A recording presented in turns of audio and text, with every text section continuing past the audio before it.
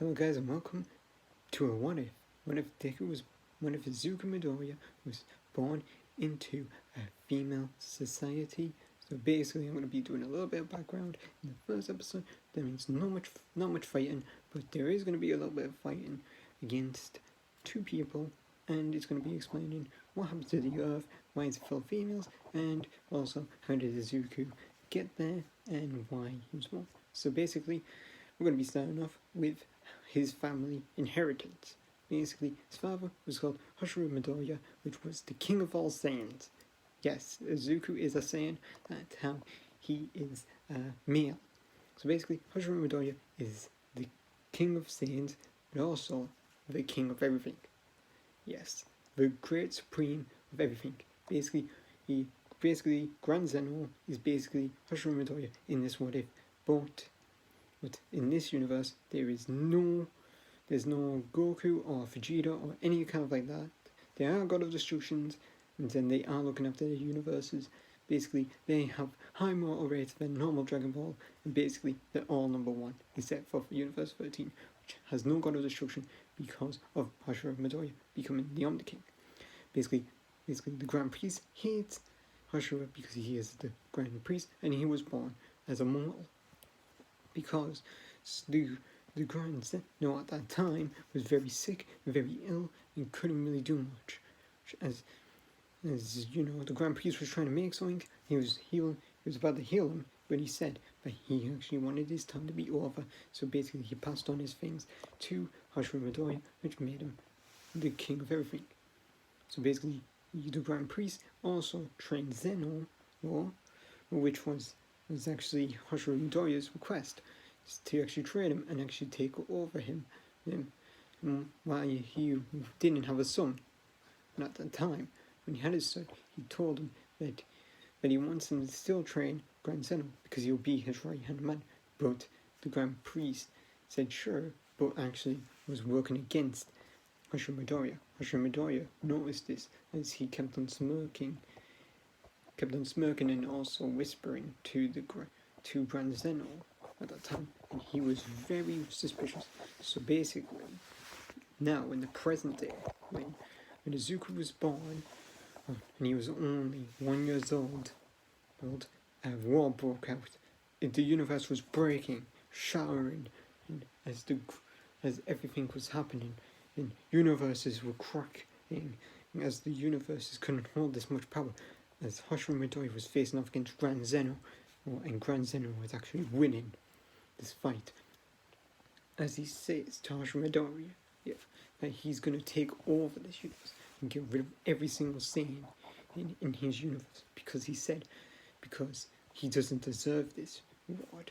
As Hashira Midoriya was losing the fight, but on the same planet, two parents was actually sending their children to planet Earth. One was Ochako Uraraka, a female Saiyan that was going to send off to planet Earth because her family wanted her to stay alive, as they couldn't leave anything else except for a book that's about their family name, and also why did they send her there. The second one was Izuku Midoriya. Inko Midoriya grabbed a book that had everything wrote down, basically forms. The forms of Hashira Midoriya, transformations, and basically forms, transformations, basically the same thing. Basically all them forms in the book, basically the first few forms that you know in Dragon Ball are basically the same, but there's also a little bit of fan transformations that I made up, but also some of them are not actually made up, but actually are in some fan comics about Dragon Ball. You know, like Super Saiyan 5, that's in there, and a lot of others that I'm going to make up, obviously techniques that are from Dragon Ball Z. Obviously, just Hashira Midoriya knows a lot about them, like instant transmission, and a lot of others. Also, the Ultra Instinct's going to be like a transformation, in which he's going to mix in with his Super Saiyan transformations. So yeah, if you get mad at that, if you don't like it, you don't want to watch the series because I'm going to be using it as a form a lot. So basically, Inko sent Izuku Midoriya to Earth without them researching that it's an all-female planet, because they had information about the previous Earth where humans and males lived without no quirks and they were very weak. So they thought it was a great idea. They went there and seen that it's an all-female society with quirks, and basically they just didn't do anything else. After that, they sent the two space pods off as the Grand Priest touched down on the planet and instantly destroyed it. But little did he know that one saiyan was still alive, from the planet destruction, but fell on a planet that was Chrono Freeze, which froze her for dormant for a few years. But Hoshira, bleeding on the ground in the front of the palace, was panting as Grand Zeno said that everything was dead. Every single saiyan, and basically they were going to waste his universe except for Earth, because they thought it would be funny just to erase everything except for planet Earth. And another planet that was Chrono Freeze, which would just make it all the much better. So then they were going to send the Chrono Freeze to Earth in a lot of years, in like 1 billion years, just to make it funnier, because then it would just make everything funnier.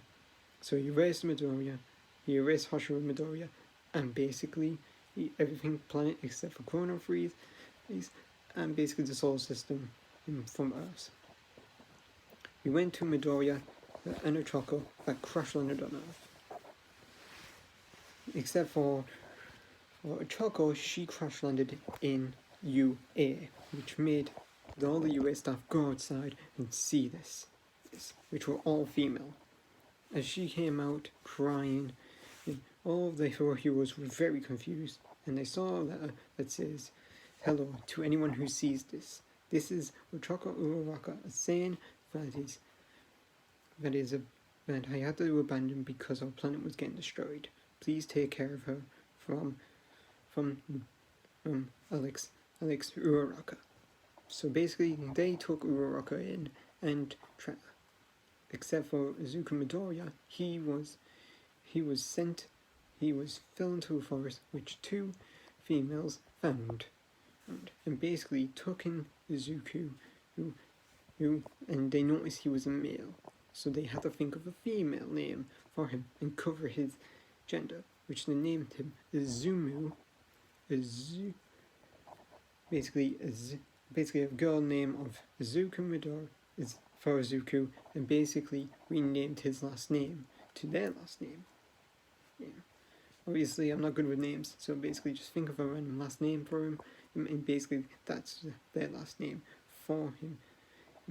Basically, as Izuku was growing up, he never went to school. They homeschooled him until the age of 6, which they showed him a book which said had basically Hoshiro Midoriya and basically Inko Midoriya was this mother and father, but they had to abandon him because of the Grand Priest and Grand Zeno, which he vowed to get revenge on him.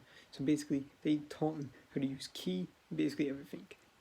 So basically, he had to learn that at the age of 6, but in his microscope, which he fell asleep in, met a very strange guy. He said his name was the creator of the Super Dragon Balls, Zorus. You know, the guy who created the Super Dragon Balls in the normal series. Hoshira and him were great best friends, but when he created the Super Dragon Balls, he became very weak, and he said that he will be gone after the Super Dragon Balls are used for the first time. Which Hoshiro Midoriya wished him to be in his son's microscope to help him train and become strong. Which he did, and he created the Hyperbolic Time Chamber in his mind to train him up to become even stronger. Which he did. As Izuku was training, he learned how to use his ki and basically disguise himself as a girl, but he also used his ki to make it so when he's in a girl's changing room, he blocks out every single other girl to make sure that he doesn't be like, "I'm not a pervert." So basically, after that, we go to Izuku, that is age 15. and he has learned every single form, but we're going to disregard the forms until a later date. But there was one form that he couldn't quite get the handle of, and he says that that is the strongest form, and it's very hard to control. Like, he could barely even use it. Like not even 1% of it, not even zero, not even a bit of it. And he had some troubles getting into the further forms. All he could control was a few forms. So basically, he knew every single form except for the 5 strongest forms of his forms. So basically, he didn't know he kept on trying to use them and follow his dad's advice the easiest way, but he couldn't get past. That's the 3rd form. So basically, the top 3 forms are going to be disregarded. The 4th form you can only control for around 10 hours, and the 5th form you can only control for around a whole entire 1 week. You can only control it for 1 week, and he couldn't master it. He has to transform into it. So Izuku, which was in this girl disguise, he's going to be in this girl disguise for the whole entire year. He's going to be in everything, and he's also in a female voice. So basically, he entered the UA exam, and when he basically entered and basically sat in the hall, he completed the written exam easily with his massive IQ of basically learning in a high prestigious school for his family, which they really care about him for, and basically recall into the gates. Basically, the robots are like the same. As Izuku is getting ready, the door began to open, and he just rushed in. And as some of the girls says, "Hey, that's cheating," but the President Mike, which is female, basically all the girls are female. So if I say President Mike, Eraserhead, like basically all them, just think I'm just saying that they're female as well. But I'm not going to say it because then it just wastes his time. President Mike says, he's not cheating. There's no real countdown in a real battle. Go, go, go. And basically everyone rushed in. As Izuku just destroying them all with his fast speed and very destructive punches. He's just punching them like they were nothing. As he has a blank face on his face. As he says that he needs to keep this blank face and don't show anything, and also keep a clear mind. And as he does show emotions, but he's just focusing on the task at hand right now.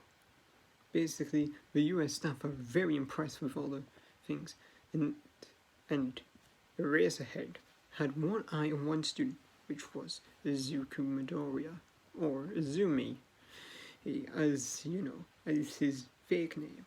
As they searched up his name, they saw his quirk was called Ki, which is going to be very important. As also Choco's looking at him, also wondering what's happening. As Choco was actually on the battlefield and wondering how is he so fast and so strong. But she disregarded that as she went off and destroyed some robots. After that, the 0-point robot showed up. As the Choco got stuck on the rubble, as soon as she lifted off, she knew that her leg was broken. As the robot was going to step on her, she thought she was going to try and lift it up with her own strength, but the robot stopped as it got lifted up by someone lifting up behind him, and he just shot it right behind him as he crashed through the buildings and crushed so many robots. As he shot one beam behind him, and it just exploded. As everyone was so shocked by this, and it showed off to be Izuku Midoriya. As he went over to our Choco and said, "Are you alright?" Our Choco's heart skipped a beat from this and was like, "Yeah." As he carried her to the recovery girl's office, and she got healed. Fast forward when he got the results, obviously passed with a huge amount of score. Basically, he had over 1,000 points with 60 Rexu points because he was super fast as of destroying robots, and he destroyed robots by throwing the 0-point behind him. But they say that he should be careful all about what he does with giant people because that can cause a lot of destructive damage. As he entered UA, he went through the halls and also and also made it to the 1A door, which he actually used intertransmission to get in front of the door because of the energy. But then he sensed an energy inside, a huge amount of energy inside of her. He thought, what is this? Why do I feel this huge energy from here? Why did I always feel it when I learned how to sense ki? I always just ignored it, but it's got even stronger now. She must be inside of here. I must know who she is. And if she is not a good person, I might have to destroy her with the Hakai. If she's working with Lord Zeno, I'm gonna kill the bastard, kill my father and my mother. Everything he did, I'm going to destroy him for doing this. The heartless bastard. As he entered the classroom, he saw Ida and Bakugo just arguing. And as they were just arguing, as he walked in, he just sat down at his table. As people instantly saw, Ida knew who he was, and basically was like, "You're the person that threw that giant robot over her head without a sweat." And obviously these are all girl voices, and also these are all female. So basically every time when I say their name, I meant they are female. So all of them are female, and basically I'm just saying their original names, so I don't have to come up with female names because that would just take way too long. So basically, yeah, just think of them as females. As he says, I want to say that I'm sorry that I didn't do anything about, a 0 point robot. I run away like a coward. As Izuku said, nah, it's alright. It's alright. I know how it feels. Because you were scared, or you couldn't do anything. But that's okay. Don't worry. Don't worry about it. You'll be fine. As he patted him as he patted him on her shoulder, she said, "Thank you." She said, "You know your stuff. I'm very thankful for that. I am Tenya Ida." Basically a girl version of the Tenya Ida family. Basically like that. As Ochako Rock came in and said, "Hey, you're the person who saved me and took me to the recovery girl office. I want to say thanks. By the way, what's your name?" As he says Azumi, to not let off his real name, that is Zuku. And she said, "Oh, well, my name is Ochako Uraraka." As he senses her power, and it's huge, and he thinks her power is very huge. As Uraraka is trying to sense, as she doesn't sense very much ki from him, because she couldn't sense any ki from him. It feels like he doesn't have ki at all. Well, that she doesn't sense anything from him. She asked him, "How were you so strong, and how strong were you to throw that big giant robot behind your back without breaking a sweat?" He says, "I've been training a lot, and I'm very strong because of my master that taught me." And basically she's like, "Ooh, can I meet your master?" But he says, sadly, he passed away before the entrance exam. He passed away before the entrance exam. It was 1 month before that. She says sorry to him, but he says, "There's no time to grieve. I come here to become a hero for his sake." To lie about his master being in his microscope. As then everyone came in, as Izawa came from the decks and was like, "Alright, brats, shut up." Took you 3 seconds to shut up. That's no good. We have to work on that. Basically said, alright. Time to get your PE uniforms on, and basically let's get going to the training grounds. We're going to do a quirk test. As everyone was shocked except for Ochako, who knew this was happening because Izawa was her mother. Yes, Izawa adopted Ochako Uraraka, but she just liked to keep her birth name for the Saiyan race to go on. As the first day was about to get insane, let's see what Zuku's future holds with the females. Alright, this is the first part of the series. Hope you enjoyed it. Also, there is not going to be a hype for deku. It's just going to be a plain and just basically him being with Ochako, which is insane because because them two being saints means that they're basically made to be each other, as the same pride will live on, as they want to keep the same bloodline to keep on going. Anyway, that's the first part of the series. I hope you enjoyed the series. Hope you will enjoy the series. There's going to be a second part to this. Hopefully you like this. Like and comment if you want another episode. This is Carity Raptor Gaming, signing out.